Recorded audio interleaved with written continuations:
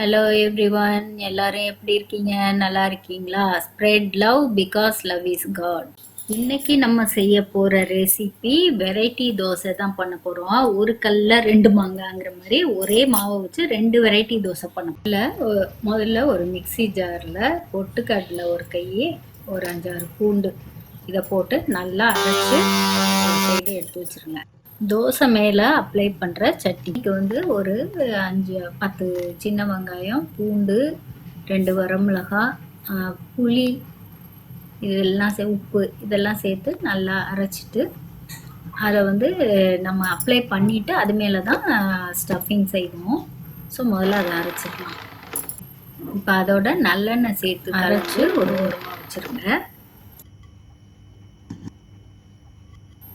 இப்போ உருளைக்கிழங்கு ஸ்டஃபிங் செய்யறதுக்கு கடாயில் 1 ஸ்பூன்னு 1 or 2 ஸ்பூன்ஸ் ஆயில் விட்டு அதில் சீரகம், கடுகு, உளுத்தம்பருப்பு, அதோட நான் வந்து சீக்ரெட் இன்க்ரீடியண்ட்டு என் இதில் வந்து எப்போதுமே சோம்பு கொஞ்சம் போடுவேன். அந்த வாசம் எனக்கு ரொம்ப பிடிக்கும், ரொம்ப நல்லாயிருக்கும். ஸோ சோம்பு இதெல்லாம் போட்டு தாளிச்சிட்டு அப்புறம் வந்து நம்ம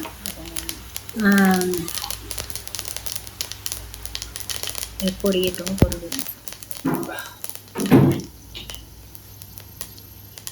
பொரிஞ்சோன்னே கருவேப்பிலை,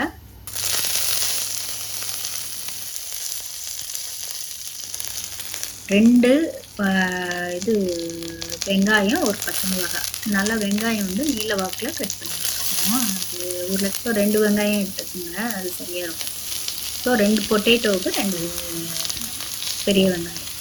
ஸோ 2 பெரிய வெங்காயம், 2 பச்சை மிளகாய் போட்டு நல்லா வதக்கிடணும்.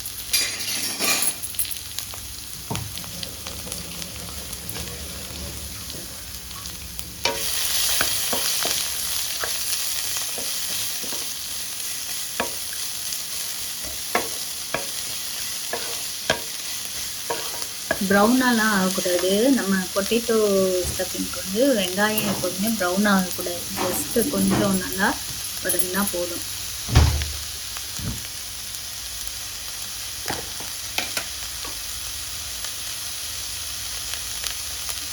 ஸோ லைட்டாக வதக்கினா போதும். அதோட இஞ்சி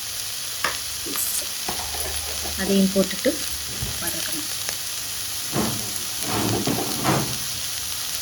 எனக்கு சின்ன பிள்ளைகளெல்லாம் அந்த மசாலா தோசைனா என்னோட ரொம்ப ஃபேவரட்.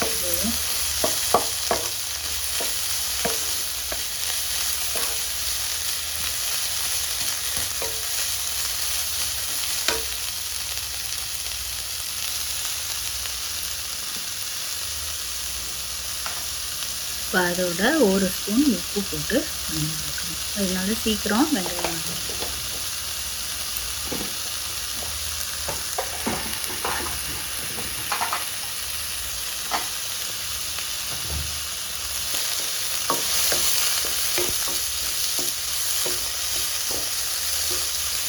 இந்த அளவுக்கு வெங்காயம் வதங்கினா போதும். கொஞ்சம் உப்பும் போட்டு அதிலே வதக்குங்க, அப்போ சீக்கிரம் வதங்கிடும். இந்த வெங்காயம் வந்து நல்லா வதக்கும். இப்போ இதில் நான் ஏற்கனவே தனியாக 2 பொட்டேட்டோ வந்து வேக வச்சு மசிச்சு வச்சுருக்கேன். அதை நீங்கள் முதலே மசிச்சு வச்சுருங்க. சில நேரம் நாள் கூட இப்போ நீங்கள் பொட்டேட்டோ வேக வச்சிங்கன்னா ஃப்ரிட்ஜில் எடுத்து வச்சுருந்து கூட யூஸ் பண்ணலாம். அப்படி யூஸ் பண்ணுறதும் ரொம்ப நல்லதுன்னு சொல்கிறாங்க.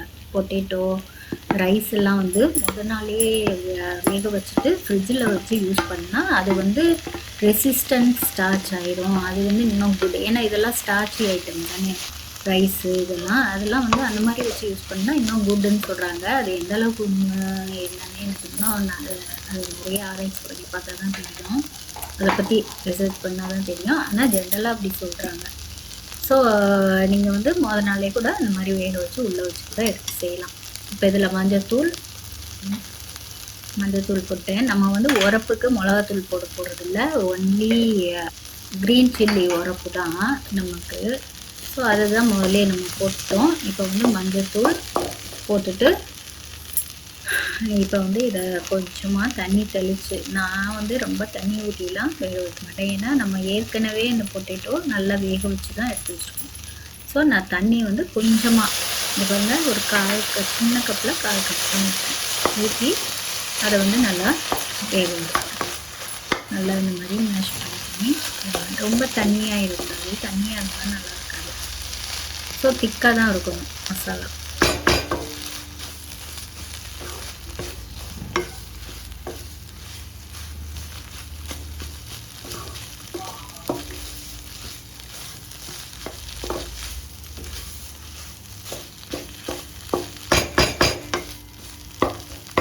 நான் மசாலா தோசை எப்படி செய்வேன்னா, யூஸ்வலி நம்ம பூரிக்கு பொட்டேட்டோ கிழங்கு செய்கிறோம்ல, அது மீதி இருந்துச்சுனாலே அதை மசாலா தோசையாக நம்ம மசாலா தோசைக்கு அந்த ஸ்டஃபிங்காக யூஸ் பண்ணலாம். சேம் தான்.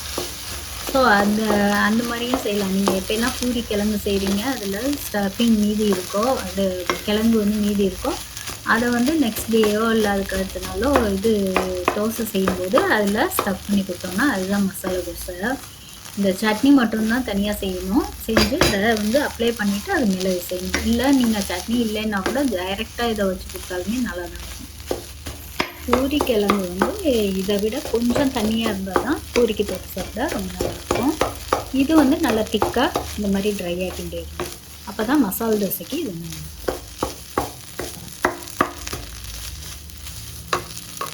அவர் masala dosa potato stuffing is ready. இப்போ ஸ்டஃபிங் ரெடி ஆகி, இப்போ நம்ம ஃபஸ்ட்டு செய்ய போகிற தோசை வந்து பொட்டுக்கடலை பொடி தோசை செய்ய போகிறோம். அதுக்கு வந்து நம்ம முதல்ல பொட்டுக்கடலை பொடி செஞ்சோம் ஸ்டார்டிங்கில், இங்கே உங்களுக்கு ஞாபகம் இருக்கா? அதை வந்து நம்ம ரெடியாக எடுத்து வச்சுக்கணும். அதோட இந்த சட்னியும் வச்சுக்கணும்.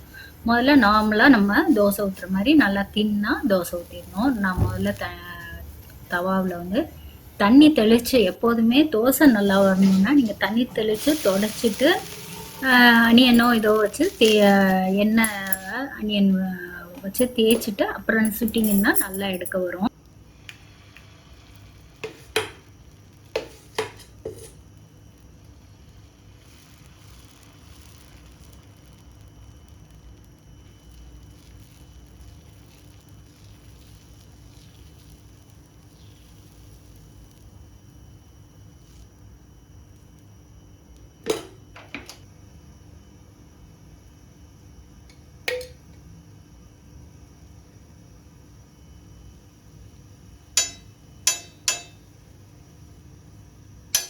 இப்போ நம்ம தோசையில் ஒரு 1/2 ஸ்பூன் நெய் போட்டுக்கலாம். குழந்தைங்களுக்கு கொடுக்க நெய் போட்டு கொடுத்தா அவங்களுக்கு ரொம்ப பிடிக்கும். இப்போ பெரியவங்க சாப்பிட்றோம் எல்லா, ஆக்சுவலி டே டைமில் பிரேக்ஃபாஸ்ட் எடுக்கிறோன்னா நெய் போட்டு சாப்பிடலாம் பெரியவங்க கூட. நைட்லன்னா பெரியவங்க நெய்யை அவாய்ட் பண்ணுறது பெட்டர். குழந்தைங்களுக்குன்னா போட்டு கொடுங்க 1 ஸ்பூன் நெய்.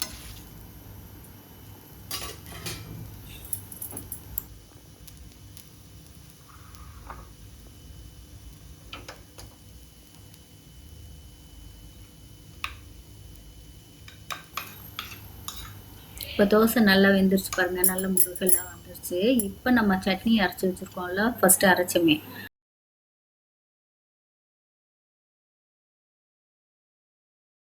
அதை வந்து நல்லா தடவிட்டு இப்போ அது மேலே தான் நம்ம ஸ்டஃபிங் வைக்க போகிறோம்.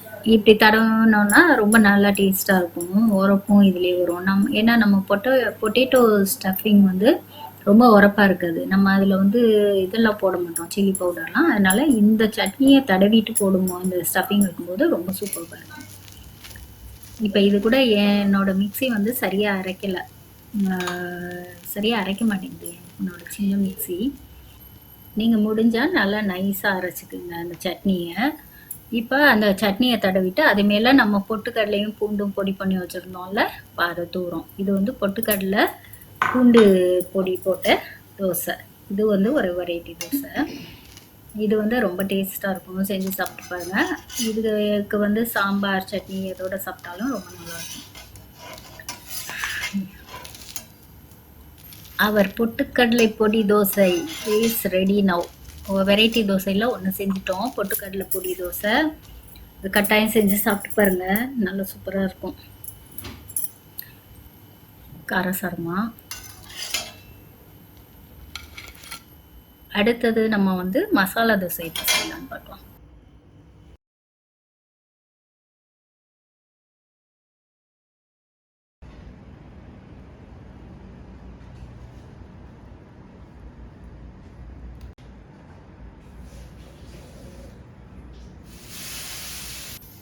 இப்போ வந்து நம்ம மசாலா தோசை செய்யலாம். மாவு வந்து ஒரே மாவு தான். நம்ம நார்மலா இருக்கிற இட்லி தோசை மாவுலே இப்போ வந்து அதே மாதிரி தின்னா நல்லா தோசை ஊற்றிக்கலாம்.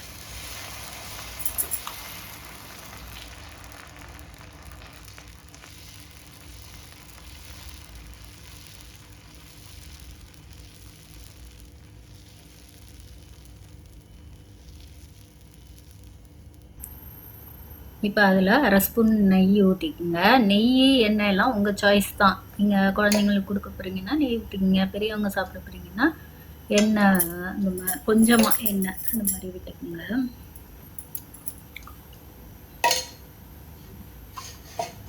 இப்போ இதையும் நல்லா வேகட்டும்.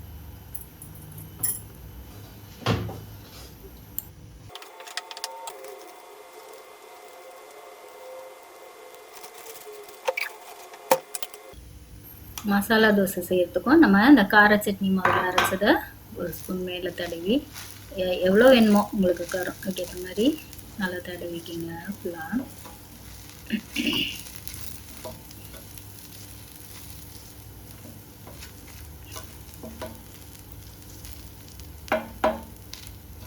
இந்த தோசையெல்லாம் செஞ்சால் என் குழந்தைங்களுக்குலாம் ரொம்ப பிடிக்கும். அது ரொம்ப பிடிச்ச தோசை எங்களுக்கு.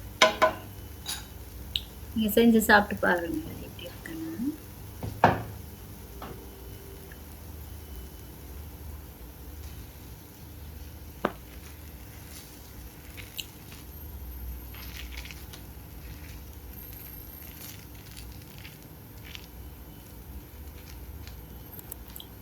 நல்லா வேணுங்கிற அளவு ஒரு 2-3 ஸ்பூன் மசாலாவை வச்சு, அதாவது இந்த பொட்டேட்டோ மசாலாவை வச்சு நல்லா ஃபுல்லாக ஸ்ப்ரெட் பண்ணி விட்ருங்க.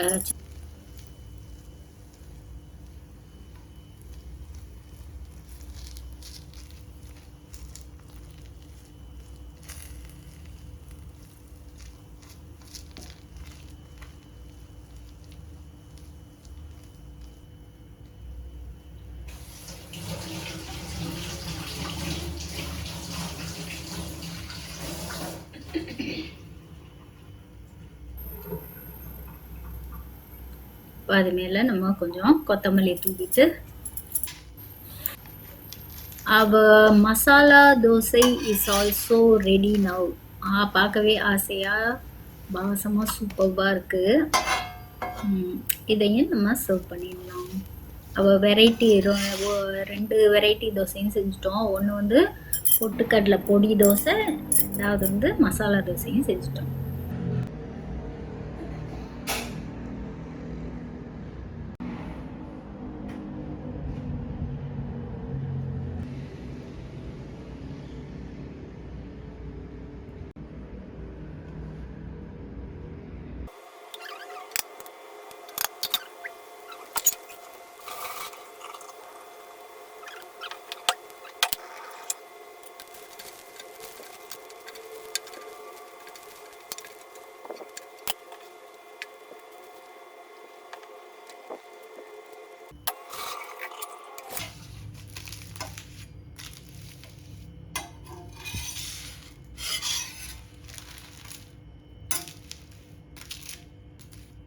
நீங்களும் கட்டாயம் செஞ்சு சாப்பிட்டு எப்படி இருந்துச்சுன்னு உங்கள் கமெண்ட்ஸை சொல்லுங்கள்.